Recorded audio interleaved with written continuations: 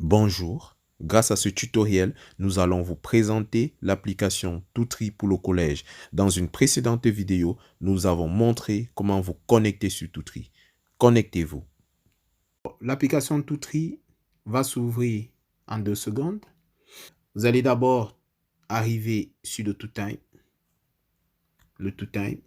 tel que marqué ici.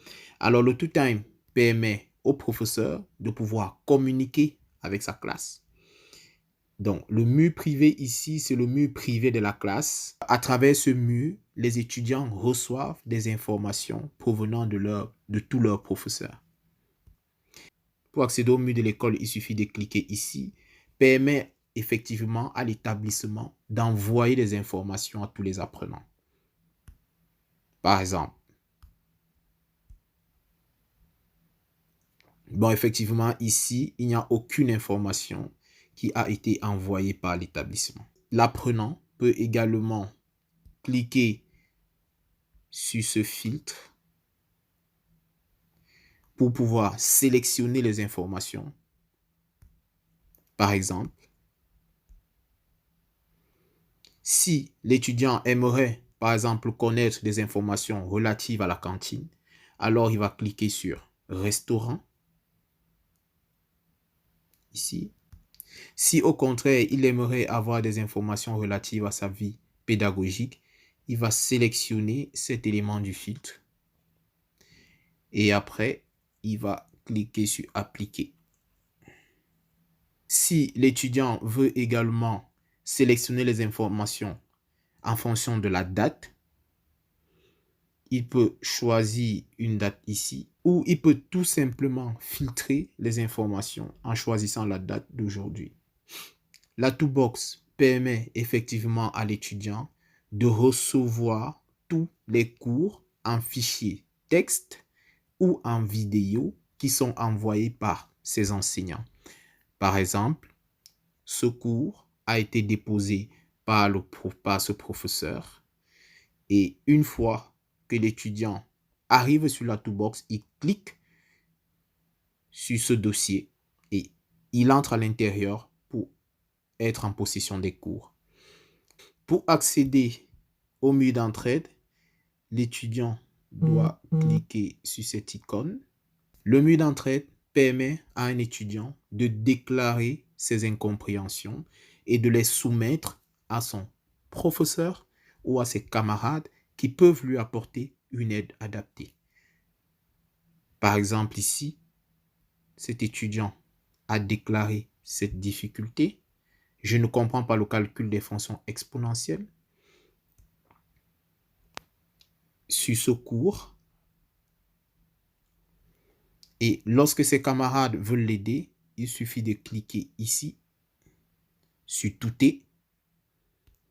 Lorsque les étudiants veulent consulter les toutes qui ont déjà été postées par les autres camarades, il suffit de cliquer ici. Si un étudiant rencontre le même problème que l'étudiant ayant posé son incompréhension, il suffit de cliquer ici. Si un étudiant souhaite aider son camarade qui a une difficulté pédagogique, il suffit de cliquer sur Touter. Une fois qu'il a cliqué sur Touter, l'étudiant peut déposer un enregistrement vocal pour expliquer la partie du cours si lui il a mieux compris que son camarade qui est en difficulté. Il peut également taper du test ici pour expliquer si effectivement il a compris. Si l'étudiant veut charger un document pour aider son camarade, il peut cliquer ici sur ce petit plus là. Si effectivement l'anonymat a été validé par l'école, l'étudiant peut poster en étant anonyme parce que c'est à l'école en fait de décider si les étudiants peuvent poster en étant anonyme. Lorsqu'un étudiant veut consulter les exercices déposés par ses professeurs, il peut soit les avoir ici dans le mur d'entraide comme c'est le cas, là. Si l'étudiant dans ce cas aimerait participer à l'exercice, il lui suffit de cliquer ici sur participer. L'étudiant également peut trouver ses exercices ici et plus précisément ici. Il suffit de cliquer là. Une fois là, l'étudiant obtient la liste de tous les exercices déposés par ses professeurs. S'il doit participer à un exercice, il doit cliquer ici sur « J'y vais ». La durée de l'exercice est mentionnée là. C'est une durée qui est renseignée par le professeur. Si je veux participer à un exercice, je clique sur « J'y vais ». Là.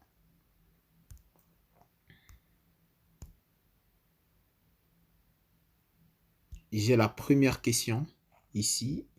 Et ici, j'ai l'ensemble des réponses. Là, je choisis une réponse. En l'occurrence, ici, j'ai choisi la première réponse. Mais cette réponse n'est pas juste. Le professeur me montre que la bonne réponse, c'était plutôt la réponse qui est en vert. Et pour voir la prochaine question, je dois cliquer ici. Moi, effectivement, dans le cadre de ce tutoriel, je n'ai pas répondu à toutes les questions. Mais il faut répondre à toutes les questions. Et à la fin, vous avez le nombre de bonnes réponses là, le nombre de mauvaises réponses, le nombre de questions qui sont restées sans réponse. Et à la fin, vous devez valider sur terminer. Merci pour ce tutoriel et j'espère qu'il vous permettra de rapidement prendre en main l'application Toutri.